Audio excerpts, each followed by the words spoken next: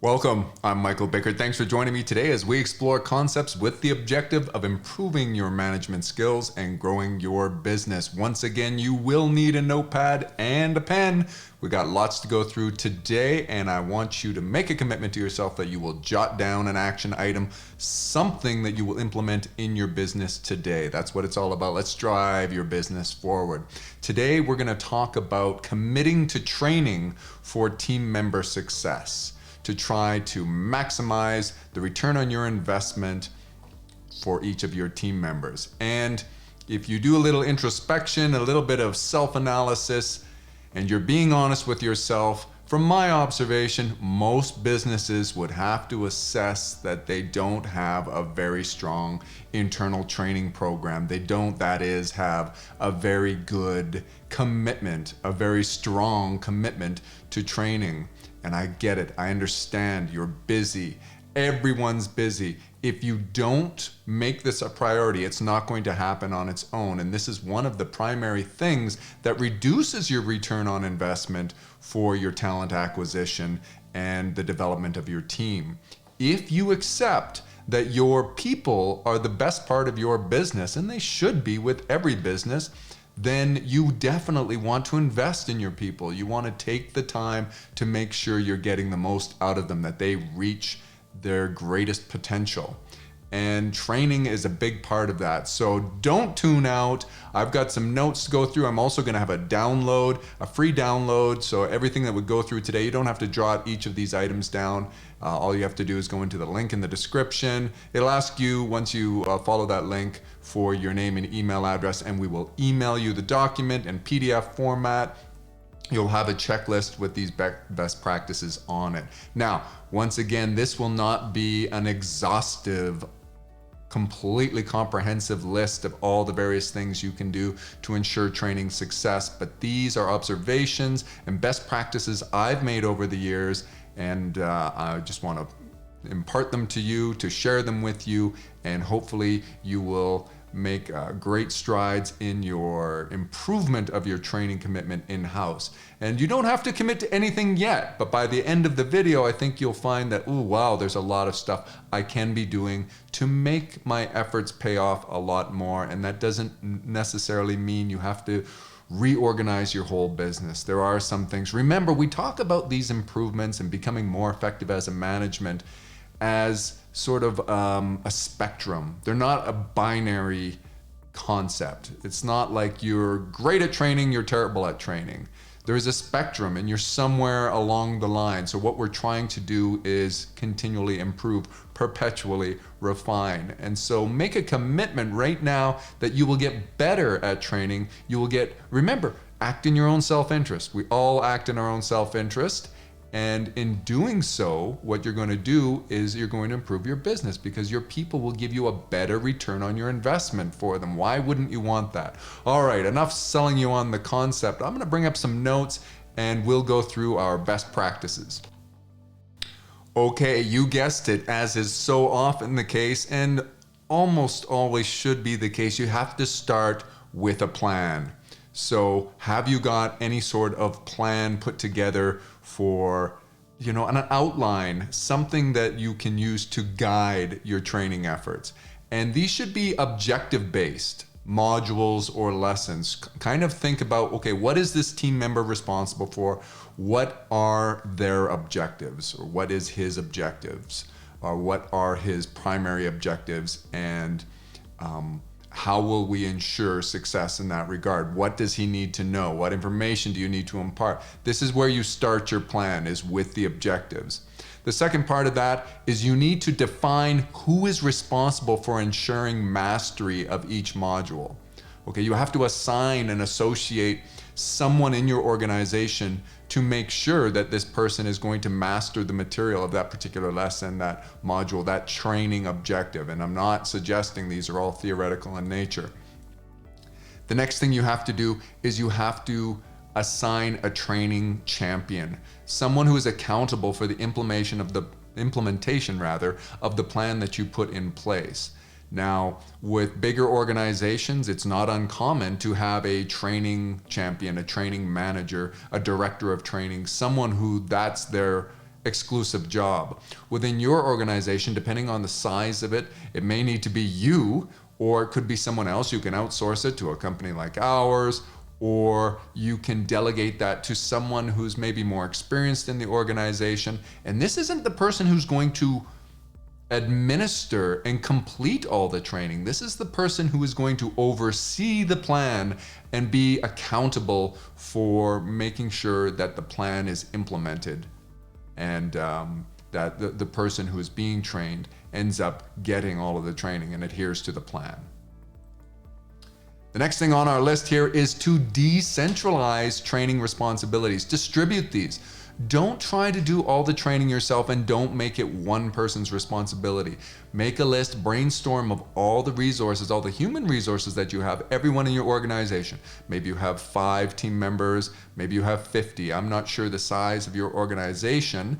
And also there are some external team members. Let's not forget about stakeholders outside of your team. If you are outsourcing any responsibilities to other organizations, maybe you have someone in accounting, in marketing, some sort of agency that you work with, hopefully it's us, and you can outsource also some of the training for those areas of your business that they are responsible for. But the key here is, as it goes back to that previous bullet about defining who's responsible for each module, I want you to get used to the idea of decentralizing responsibility. So here are some ways that you can do that. You can have peer training development and implementation. So you don't have to, as a supervisor, or the boss doesn't always have to do the training. Sometimes it's peer-to-peer.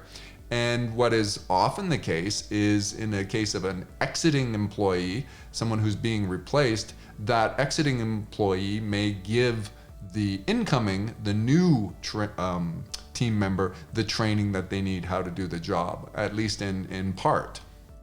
Another way is to what I call chain train, or a term that I've used is cube training. So chain training is when basically one person, like a chain, trains someone else, who then in turn trains someone else, who trains someone else, who trains someone else. Now, there are obvious limitations with that.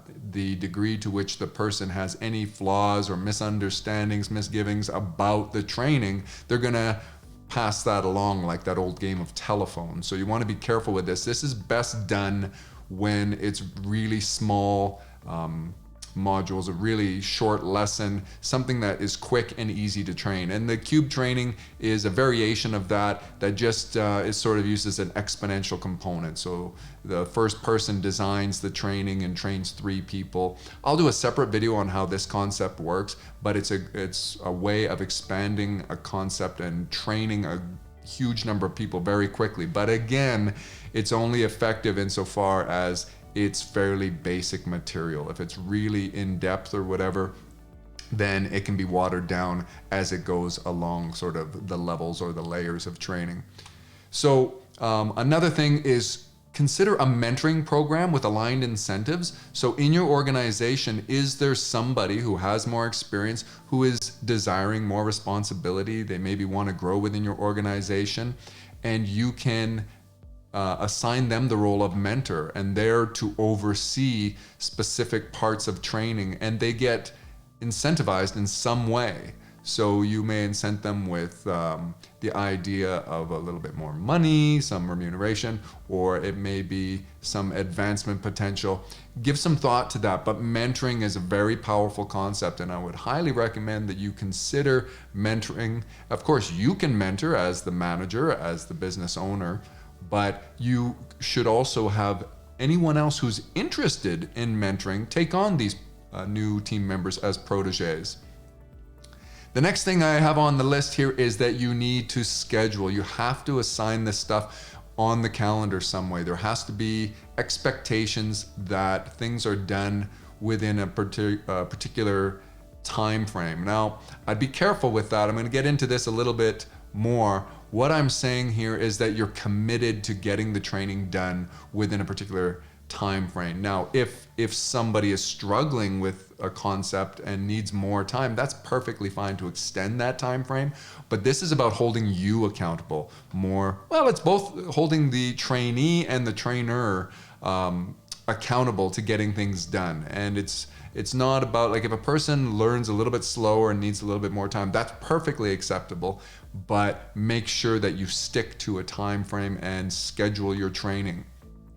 The next thing on our best practice list is multimedia standard operating procedures, or SOPs. And I make the point of saying that they should be multimedia because people learn differently. Some people prefer to read. Some people really thrive in these theoretical classroom educational environments where others are much more hands-on.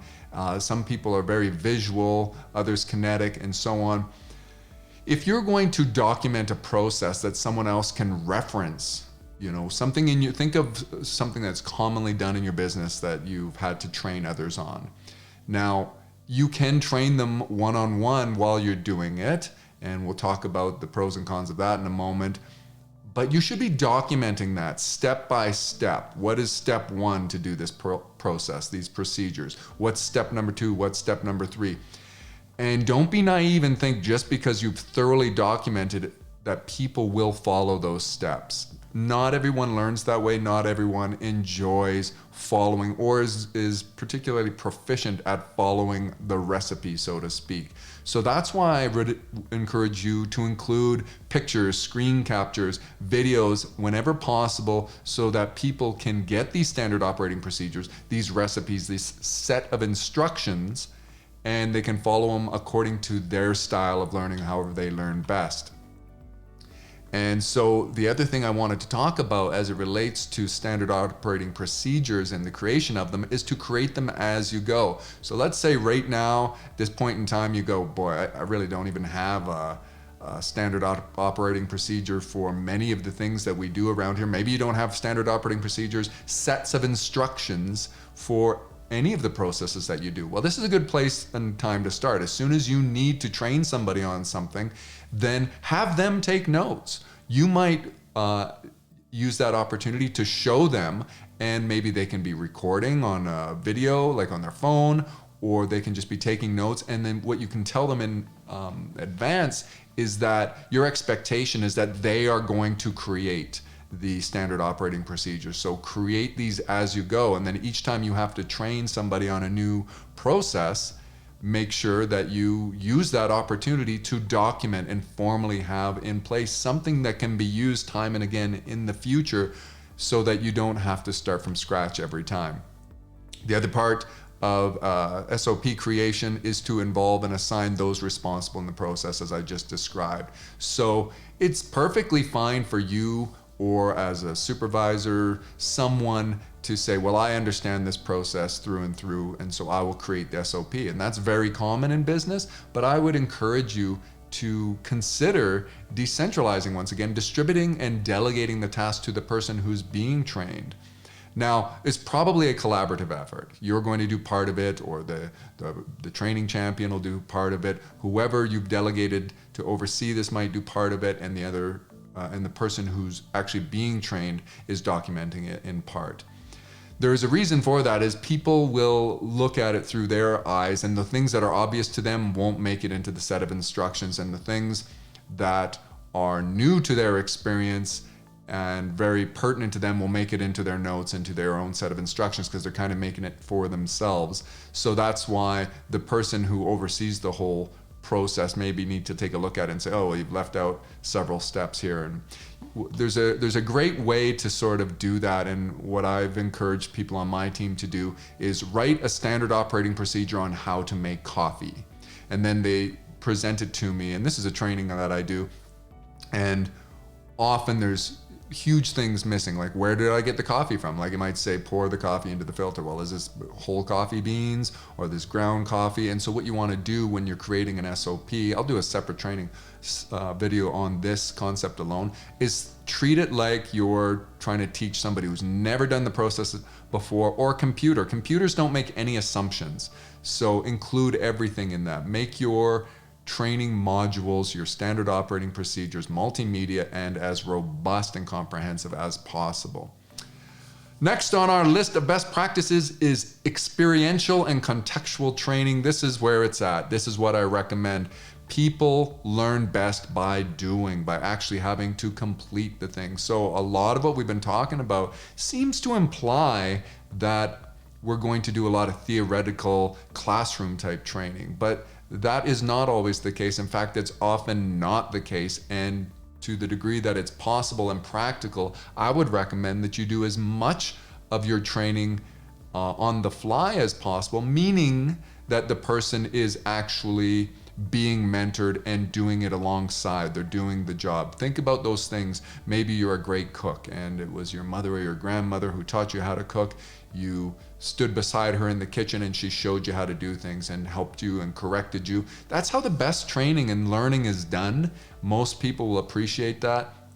If you try to tell somebody in a classroom setting how important a particular task is or a procedure, and they have a hard time visualizing it in their mind because they haven't used the equipment yet, or they're not familiar with the facility in which they'll be operating, whatever it is, or they don't get the pushback from the other stakeholders, and maybe a customer involved or something like that, then it doesn't find the mark that it does when you have that experiential training. Imagine training somebody to assist a customer while you're right there and able to assist if they dropped the ball, so to speak, if they made an error. I'm harping on this point because this is really important.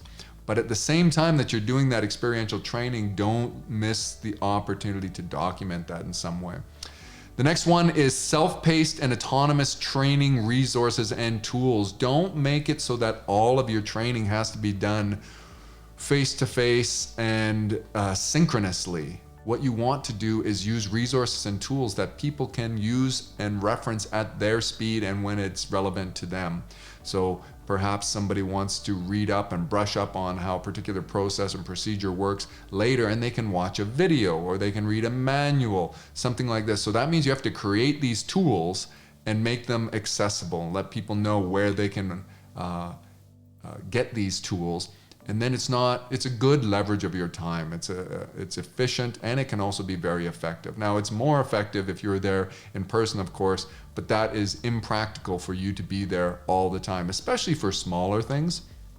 The next one on our list is theoretical and classroom training. And I just spent a moment telling you how important experiential and contextual training is.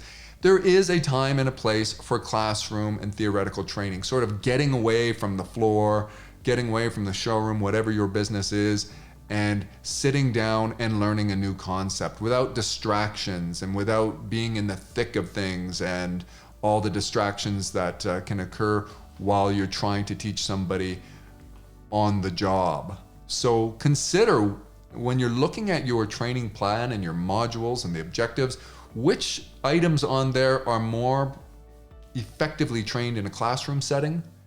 Which of those are more effectively trained in a contextual setting? Or perhaps there's a hybrid model, and that's probably going to be the case for most of you in most things, is that, well, we'll do a little bit of classroom training to expose you to the concept, give you a little bit of the theory behind it, and then we're going to go out and we're going to do it. And you're going to have a mentor. You're going to have somebody who will guide you through it. So you want to incorporate both, but if you're going to do classroom training, please include some refreshments.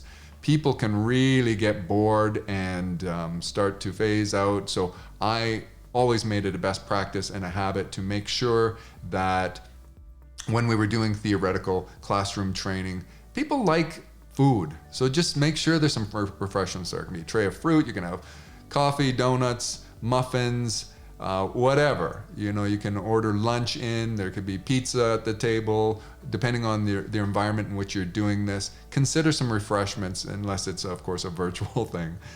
The next one on my list here is be interactive. There's nothing worse than the concept of show up and throw up. Now, that's kind of what I'm doing right now. This is not interactive. I don't have an opportunity to slow down and elaborate on a concept that you might wish that I would. So leave a comment whenever that's the case.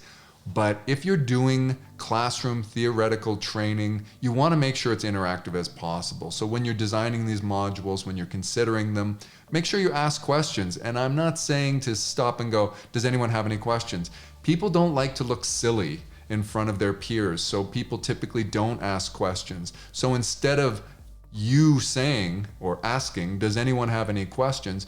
Ask them questions. Ask them little pop quizzes throughout to see that they understood the concept. And when people realize that that is part of it, they will start to become involved. They'll pay more attention because you might call on them. Don't just ask, does anyone know? Ask by name. Hey, Mark, what can you tell us about what we just learned here? Topic A. What is the correct procedure and step number 3, blah, blah, blah.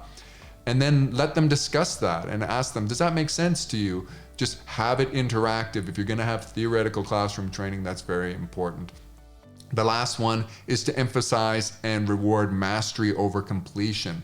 So if you're going to have theoretical training, and I've been talking about that synonymously, like with a classroom, but sometimes your theoretical training is on self-guided, self-paced resource materials, and you want to make sure that you are emphasizing mastery. So one of the greatest educators in the world is Sal Khan. He's the founder of Khan Academy, and he has a great TED Talk. I'll put a link in the description that you can reference, where he talks about traditional education and how he turned it on its head because he thinks that traditional education, and this guy is super educated. He has like 3 or 4 degrees from MIT and Harvard, but traditional education emphasizes as its constant the length of time spent on a module or a particular topic, whereas its variable is the level of proficiency or mastery that individual students have. He says that's wrong.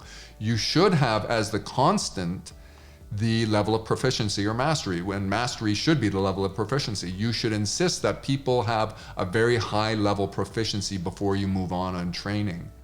And conversely, the variable can be the length of time that's spent on the topic. So that's really an important concept to understand. Don't just say, well, we're going to dedicate an hour to this particular training, and wherever you fell and whatever you got out of it, that's great. You want to really reward. Try to align incentives. So I was talking about being interactive earlier. There can be little perks and rewards that you use in this kind of training. Think about what that might be. It could be food, could be a treat of some kind. It could be some sort of credentials, and we'll talk more about that in a moment.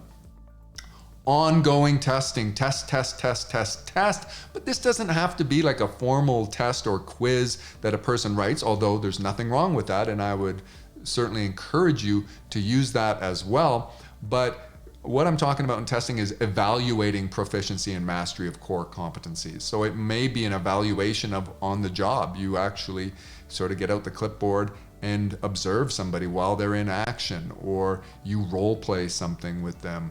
There's all sorts of ways to do this, but you have to inspect what you expect. If you just think that because a person sat through some training or was involved in some mentoring session and they get it, or they should get it, you are going to disappoint yourself and you're going to let them down as well. So test and retest and see, is the material still with them? Is it fresh? People don't retain stuff indefinitely, so you got to do that on an ongoing basis. The next one is to maintain training transcripts. So going back to what I said about testing, you want to track everything, measure and record. So who in your organization is well trained and who isn't? Are you going off the top of your head, or do you know for sure? In any educational institution, they could just pull up the transcripts and say, oh, well, this person has these credentials and this person is missing that. You should have some sort of software. At minimum, you can track this in a spreadsheet or even on paper if you needed to. You want to record what training people have completed and then revisit it from time to time. Have this recurring notion that, maybe once per year, the person has to retake a particular thing. Like if you were doing CPR training, that's not indefinite. You're not certified in CPR for life. Well, first of all, there's new information that comes out with science, and you want to improve the training and innovate anytime possible. But also people forget. And there's many tasks and processes that you're training on that a person doesn't engage in very frequently. And the degree to which something is sporadic will impact how often you need to retrain on it. Remember, the role playing and everything is going to help to instill it in the person and embed it in their mind, so to speak. So give some thought to how are you going to do this? Do you have the software? If not, reach out to us. We can provide you with the software to do that. Do you have some sort of mechanism through which you maintain records of who has been trained on what and when? Earning and redeeming training bucks or credits. This is something that I've implemented in the past. So it's just another way of incenting people to be involved in training. Give them some sort of have fun with it, training bucks or credits. So when you complete a training, you've earned a certain amount of training bucks. It's like by doing this task, and you can earn this also by mentoring. By the way, one of the greatest ways to learn is to teach. So by being a mentor, you end up learning so much yourself. That's part of the magic behind that cube training concept and the chain training that I referenced earlier. But use this for your mentoring. Get people to train one another on concepts. And in your schedule, take a look at who has done training recently. Distribute all the stuff that should be trained on from time to time among everyone who's involved by being a trainer, by being a mentor. And if you incorporate something like training bucks or credits for mentoring or for successful completion, even as a protege, as a trainee, then these are things that people can later cash in and redeem for some kind of perk in the company or for new training. So give some thought to how much they might earn, and it's not money, it's a training credit, and how they might redeem them. I've got some ideas that I'll share with you in just a moment. The next one on our list is expectations and incentives for ongoing training. So what you want to make sure is that your team knows that we have a culture of never stop learning, never stop innovating, perpetual refinement. We want people to always be training. So you think about doctors and people in healthcare, there is an expectation with their associations that they engage in a minimum amount of training per year to stay on top of things. And that's the same with technicians, people who are doing technical work, is, you know, because everything is always innovating and improving, and it's imperative that those people that you're entrusting your electronics, your vehicle, your health to those people, that they're on the, you know, maybe not the bleeding edge or even the cutting edge, but they're up to speed on the latest techniques and acceptable standards for treatment, for care, for repair, and so on. And you want to make sure that everyone in your organization, when we're talking about frontline receptionists, the lowest people on the totem pole, so to speak, whatever it is, we want everyone to continually be training. And what sort of incentives do you have for them to do that? Do they understand that there may be rewards that come along with that, and this may increase their opportunities for advancement in the organization? But really it's about your expectation and then you inspecting that expectation. The next one I have here is align objectives using credentials, certificates, special privileges, perks, remuneration, and performance analytics. So what we're saying here is that everyone acts in his own self-interest, and typically in the realm of business, people will do and perform well in those things that they're paid for, and that is measured by their boss and their performance is measured. So I will always look to that when I'm aligning incentives. Or conversely, if you see that somebody is a little bit obstinate about, you know, carrying out some kind of expectation you have for them, take a look to their incentives. Take a look and find out, are they being paid in any way for this? Are they being rewarded in any way? Are they being recognized in any way for this? If not, try to find ways to do that. Recognize people. It's not always about pay more and more money towards a situation. You don't always want to be throwing money, but recognition and your report cards that you have for the people. Is your training making it onto the report card? You have to align incentives to make sure that you get out of people what you want. Next, I have external training opportunities. This is a really big thing. You don't have to do all the training yourself, and we talked about decentralization, but sometimes there's some formal training and things that people in your organization may want to participate in and take advantage of by, you know, local college, university. There might be some online courses, some sort of training that is put together by an outside source. Those typically are a lot more expensive, of course, than handling stuff in-house, But earlier we talked about training credits, training bucks that you could kind of get, and maybe they could redeem them for this kind of training.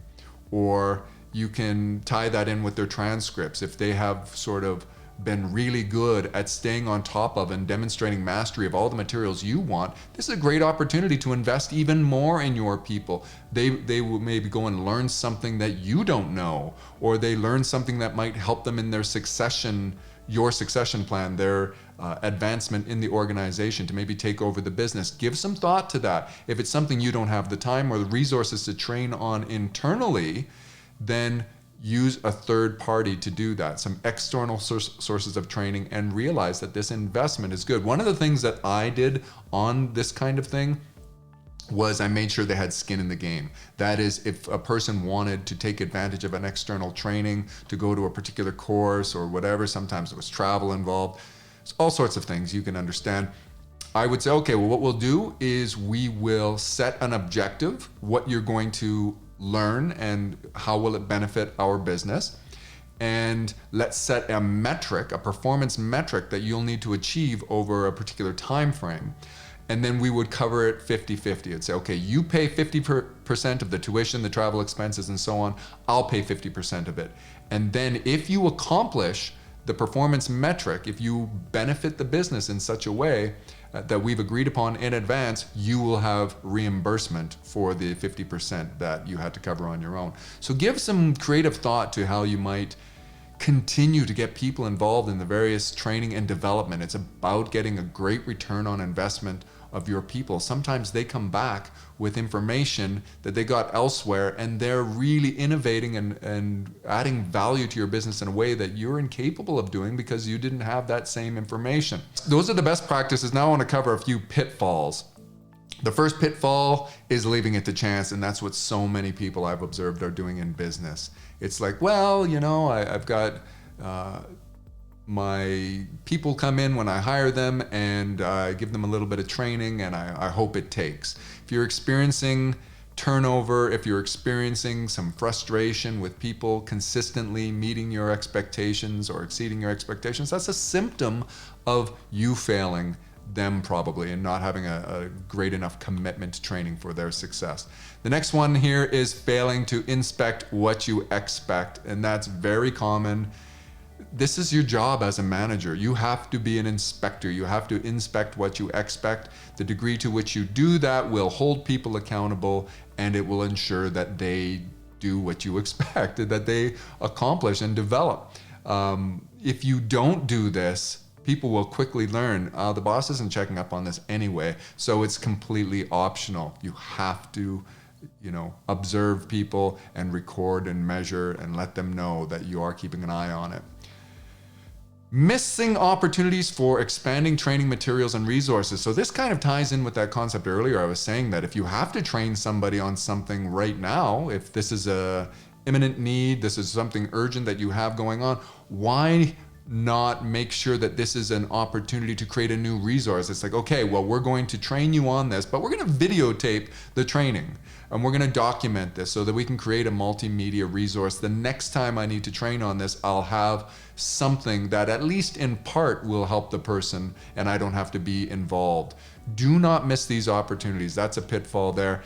If you find yourself training time and again, every time you hire someone new on the same task and the same process, that means you are subject to this pitfall. You are experiencing exactly what I'm talking about. One-off investments, and that's sort of just reiterating, I guess, what I just said, is don't try to make sure that anytime you are training that you're leveraging your investment. So train a group of people together when possible, or use it as an opportunity to record for posterity's sake the training so that it can be reused in the future. If you're just training one person at one moment and then you have to do it again later, this is not good leverage of your time and your resources. And then the last one, I have to say constantly, is it's a pitfall to fail to meet your obligations. Watch, for goodness sake, if you haven't watched it at least once, watch it now, watch it continuously, watch it maybe once a month. You have 4 obligations as a manager, as an entrepreneur, as a business owner. You have 4 obligations. I'm not going to go through them right now. You're going to have to watch the video. It's actually a short video. Make sure that you are meeting your obligations to your people, to yourself, to your department, to the other stakeholders, and to your business partners. That's everything I was going to go through with you today. I hope you were able to learn something and that you sort of realize, wow, there's a lot when it comes to training. And I understand that many of you don't have the resources to have a training manager, someone to oversee this, and you feel responsible for all of that. We do have videos to encourage you and to how you can leverage your time better and where you should spend it. There were some tips in here on how to distribute and that it's not all on your shoulders. Reach out to us if you need a little bit of extra assistance, but remember what I said at the beginning of the video. This isn't on or off. It's not that you're great or you're terrible. You are somewhere in the spectrum, your commitment to training for the success of your individuals. Act in your own self-interest. Try to move along the path toward becoming an exceptional trainer, someone who is very committed to training as an organization, not just you personally. That's where I'm going to leave it today. Please leave a comment if you want me to elaborate on a concept, or if you have some suggestions that someone else in the community can learn from, because we need to learn from one another. Perpetual refinement.